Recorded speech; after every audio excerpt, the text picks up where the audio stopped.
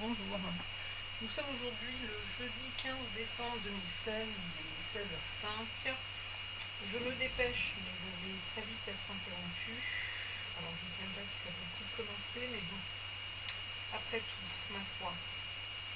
Je vais donc peut-être simplement commencer par dire que je suis arrivée dans ma deuxième lecture de la Bible, pratiquement à la fin. C'est-à-dire que pour la deuxième fois, j'aurais lu en entier la parole de Dieu, en commençant par la fin, c'est-à-dire par le Nouveau Testament, et en poursuivant par l'Ancien Testament, qui est au début de la Bible. Là, actuellement, je suis dans la partie des prophètes, la dernière partie de l'Ancien Testament, et je suis arrivée, si mes notes sont bonnes, je suis dans Sophonie. Il y a 3 chapitres, et je dois probablement lire le chapitre 3, ayant lu le chapitre 2 hier. Voilà. Alors, je noterai rapidement ce que j'avais surligné déjà dans le chapitre 2. Avant que la colère ardente de l'Éternel fonde sur vous. Alors, je vais peut-être carrément relire des pans du chapitre 2 de Sophonie. Rentrez en vous-même, examinez-vous, nation sans pudeur, avant que le décret s'exécute, et que ce jour passe comme la balle, avant que la colère ardente de l'Éternel fonde sur vous, avant que le jour de la colère de l'Éternel, ça je l'ai déjà dit, fonde sur vous, c'est pas dit 2 fois, c'est avant que la colère ardente de l'Éternel fonde sur vous, avant que le jour de la colère de l'Éternel fonde sur vous. Donc c'est bien dit 2 fois. C'est bien dit 2 fois. Sauf que dans le premier cas, c'est avant que la colère ardente, et dans le deuxième cas, c'est avant que le jour de la colère de l'Éternel. Je continue. Cherchez l'Éternel, vous tous humbles du pays qui pratiquez ses ordonnances. Recherchez la justice, recherchez l'humilité. Donc je pense que même s'il ne s'agit pas d'une préconisation, je ne trouve pas le mot, avant le fameux jour du jugement dernier, qui est évoqué dans la parole, je ne pourrais pas dire dans quel livre, mais en tout cas en écoutant Mario Massicotte, je crois qu'il y a Daniel 9, 27, je crois. Alors peut-être que ce serait bon pour moi d'aller vérifier ce que je dis, puisque je suis sur place. Il fera une solide alliance avec plusieurs pendant une semaine et durant la moitié de la semaine. Il fera cesser le sacrifice et l'offrande, le dévastateur commettra les choses les plus abominables jusqu'à ce que la ruine et ce qui a été résolu fondent sur le dévastateur. Donc là, c'est le signal. Le signal, c'est le moment où celui qu'on appelle l'antéchrist. Alors, on ne sait pas trop exactement de qui il s'agit. C'est quelqu'un qui est censé être un stratège politique qui va émerger au Moyen-Orient. Mais moi, dernièrement, je lisais un article et je me suis dit, mais finalement, est-ce que Trump pourrait être l'antéchrist? Parce qu'il apparaît comme une espèce de génie politique, de sauveur, etc., etc. Mais il est question d'être trahi pour Israël par son meilleur ami, Israël. Trump s'est dit être favorable à Israël, vouloir déplacer l'ambassade d'Israël à Jérusalem. Alors je ne sais pas. À un moment donné, il était question que ce soit Obama. Bon, peu importe. Peu importe, mais en tous les cas, le signe, à partir du moment où il y aura la confirmation de la signature d'un accord de paix qui implique Israël et des nations, avec effectivement une situation de conflit très important qui met un peu le chaos pour tout le monde et qui inquiète tout le monde et pour lequel il faut trouver une solution qui sera la confirmation de cet accord de paix, on saura que celui qui impulse cela et qui apparaît comme un stratège politique est l'antéchrist. Voilà. Donc oui, dans Daniel chapitre 9 verset 27, il s'agit de la signature de cet accord de paix. Mais il n'y a pas que là. Je crois que dans Joël, on parle de ce jour de ténèbres où la lune sera ensanglantée et les nations dans les ténèbres, le soleil dans les ténèbres. Enfin, le soleil, les nations, c'est la même chose, et Israël, la lune, c'est la même chose pour l'équivalence entre ce qui se passe dans le ciel et ce qui se passe sur la terre. Bon, je ne vais pas trop vendre et me perdre. Je ne sais pas donc si là il s'agit de ce temps-là, de cette fin-là, mais en tous les cas, on peut considérer que la justice et l'humilité sont deux choses essentielles que le peuple de Dieu doit aujourd'hui rechercher. Il nous est conseillé de veiller, ça c'est dans la parabole des vierges, je ne sais même plus dans quel livre c'est, et c'est là que je dis, c'est bien de lire la Bible, sauf que je lis, je ne retiens pas. Je pense que le plus important c'est d'étudier, c'est-à-dire que moi-même toute seule, avec un cahier, avec un support, il faut que je note les passages qui me parlent, qui me semblent importants, que je note, voilà, parce qu'il y a des pasteurs iniques, donc à un moment donné. Voilà, tous les passages qui moi me parlent pendant ma lecture, il faut que je les note et pas simplement noter livre par livre, chapitre après chapitre, les passages, parce qu'il y en a énormément trop, mais vraiment ce qui me semble important. Parce que j'ai des tas de petites feuilles partout, enfin un peu dispersées, concentrées quelque part mais dispersées dans d'autres feuillets, où j'ai noté, j'ai pris des notes à chaque fois que je relisais, mais ça c'est quasiment inexploitable. C'est un petit peu comme la première lecture que j'ai faite de la Bible, je ne l'ai pas fait pour ma deuxième lecture, mais lorsque j'ai lu la Bible la première fois, j'ai fait l'exercice qui consistait à lire et à enregistrer en même temps.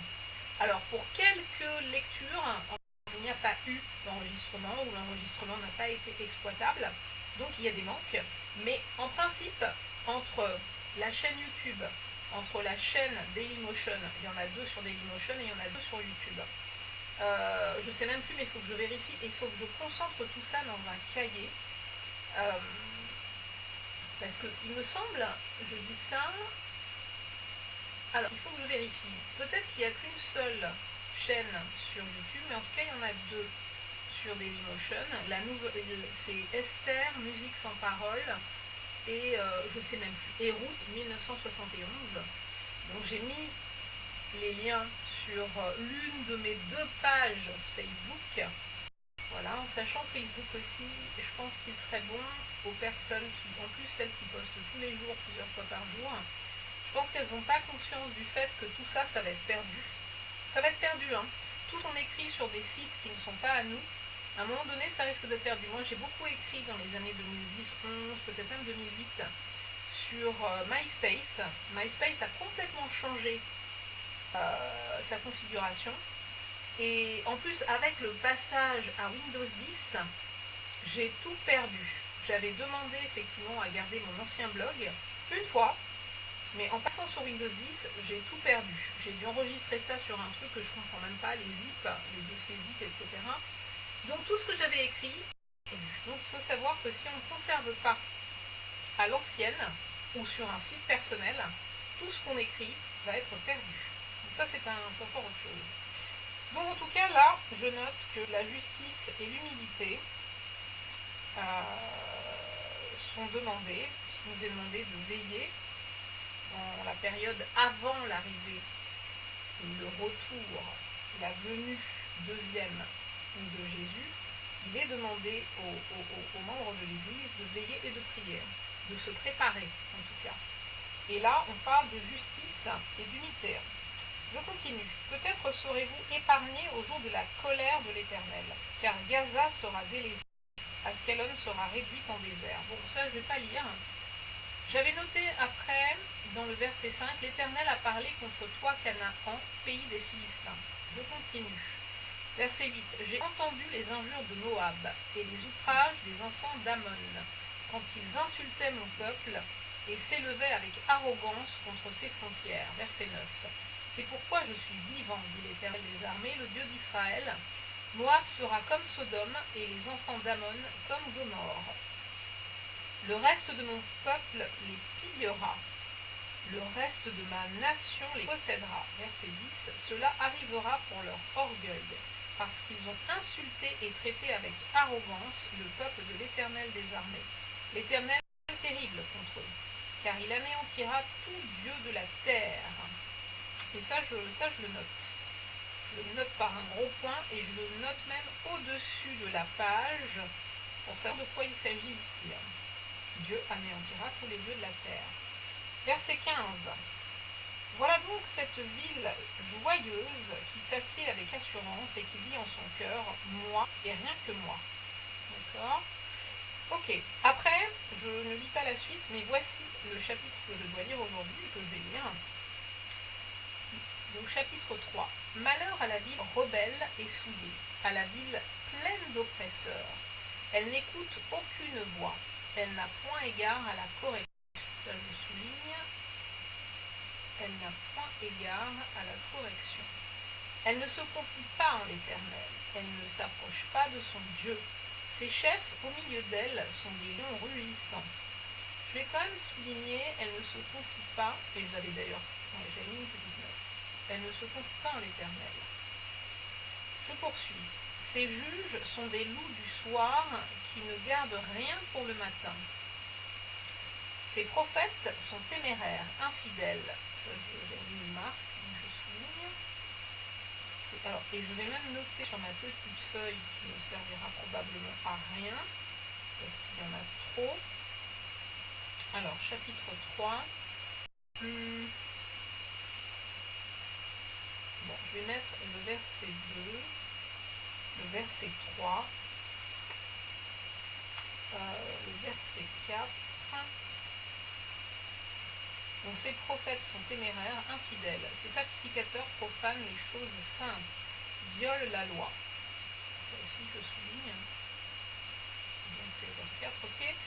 L'Éternel est juste au milieu d'elle. Il ne commet point d'iniquité. Chaque matin, il produit à la lumière ses jugements, sans jamais y manquer. Alors je vais juste souligner, l'Éternel est juste au milieu d'elle. Il ne commet point d'iniquité. C'est le verset 5 et je note verset 5. Ok, donc chaque matin il produit à la lumière ses jugements sans jamais y manquer. Mais celui qui est inique ne connaît pas la honte. Je souligne, celui qui est inique ne connaît pas la honte. J'ai exterminé des nations, leurs tours sont détruites. J'ai dévasté leurs rues, plus de passants. J'ai dévasté leurs rues, plus de passants. Leurs villes sont ravagées, plus d'hommes, plus d'habitants. Je disais, si du moins tu voulais me craindre, avoir égard à la correction, ta demeure ne serait pas détruite. Tous les châtiments dont tu es menacé n'arriveraient pas. Mais ils se sont hâtés de pervertir toutes leurs actions. Attendez-moi donc, dit l'Éternel, au jour où je me lèverai pour le butin. Alors là, qu'est-ce que ça veut dire, cette histoire de butin? Mais je souligne, attendez-moi donc, dit l'Éternel, au jour où je me lèverai pour le butin. C'est le verset 8. C'est le verset 8. Et je vais donc noter un point d'interrogation à côté du verset 8. Je continue. Car j'ai résolu de rassembler les nations, de rassembler les royaumes, pour répandre sur eux ma fureur. Ah oui, je vais souligner. Car j'ai résolu de rassembler les nations, de rassembler les royaumes, pour répandre sur eux ma fureur. Toute l'ardeur de ma colère. Ça aussi je souligne. Car par le feu de ma jalousie, tout le pays sera consumé. Verset 9. Alors je donnerai au peuple des lèvres pures, afin qu'ils invoquent tous le nom de l'Éternel. Oui, verset 9 aussi, je note. Et j'ai d'ailleurs noté déjà. Pour le servir d'un commun accord, d'au-delà des fleuves de l'Éthiopie, mes adorateurs, mes dispersés, m'apporteront des offrandes. Alors je souligne, l'adorateur, mes dispersés, m'apporteront des offrandes, et probablement d'au-delà des fleuves de l'Éthiopie, le verset 10. En ce jour-là, tu n'auras plus à rougir de toutes tes actions, par lesquelles tu as péché contre moi. Car alors j'ôterai du milieu de toi ceux qui ont fait avec arrogance, et tu ne t'enorgueilliras plus sur ma montagne sainte. Je laisserai au milieu de toi un peuple humble et petit. Alors, donc je pense que le verset 11 est à garder en entier.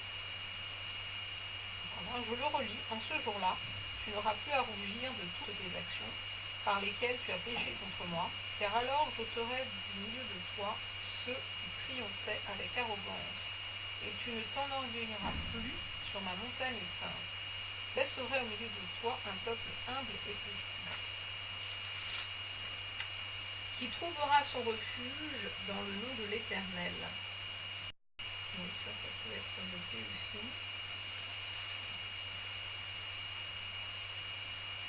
Voilà. Verset 13. Les restes d'Israël ne commettront point d'iniquité. Ils ne diront point des mensonges et il ne se trouvera pas dans leur bouche une langue trompeuse. Donc les mensonges ici, après la justice et l'humilité de tout à l'heure, je souligne, les restes d'Israël ne commettront point d'iniquité. Ils ne diront point des mensonges et il ne se trouvera pas dans leur bouche une langue trompeuse. Verset 13. Ils paîtront, ils se reposeront, et personne ne les troublera. Verset 14. Pousse des cris de joie, fille de Sion, pousse des cris d'allégresse, Israël. Réjouis-toi et triomphe de tout ton cœur, fille de Jérusalem. L'Éternel a détourné tes châtiments, il a éloigné ton ennemi. Le roi d'Israël, l'Éternel, est au milieu de toi. Tu n'as plus de malheur à éprouver. En ce jour-là, on dira à Jérusalem, ne crains rien. Sion, que tes mains ne s'affaiblissent pas. L'Éternel, ton Dieu, est au milieu de toi comme un héros qui sauve. Il fera de toi sa plus grande joie. Bon, alors, oui, verset 14, je pense que c'est à conserver. Le 15, le 16, le 17. Ok, je continue. Il fera de toi sa plus grande joie. Il gardera le silence dans son amour. Il aura pour toi des transports d'allégresse. Je rassemblerai ceux qui sont dans la tristesse, loin des fêtes solennelles. Ah, c'est beau ça. Le 18, je le souligne. Et je le souligne encore. Alors, je rassemblerai ceux qui sont dans la tristesse, loin des fêtes solennelles. Voilà. Ceux qui sont sortis de ton sein, l'opprobre pèse sur eux. Voici, en ce temps-là, j'agirai contre tous tes oppresseurs. Je livrerai les boiteux et je recueillerai ceux qui ont été chassés. C'est le verset 19. Je souligne aussi.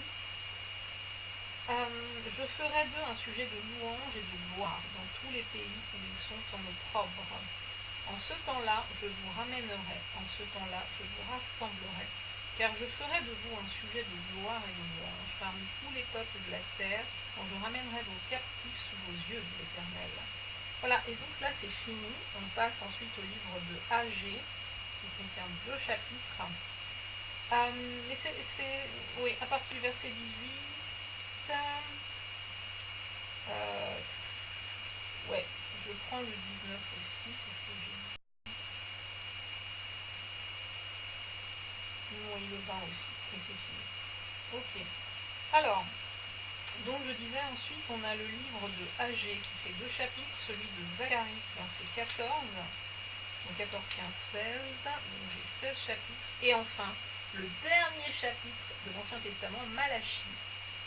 Donc 4 chapitres, j'ai dit quoi? J'ai dit 14, 15, 16, 17, 18, 19. J'ai 20 chapitres à lire, et j'ai terminé pour la 2e fois la lecture totale de la parole de Dieu. C'est quand même fabuleux. Sauf que, comme je dis, je n'ai pas de souvenir particulier, je ne peux pas faire comme la plupart de ceux qui connaissent très bien la parole, c'est-à-dire dire voilà, voilà,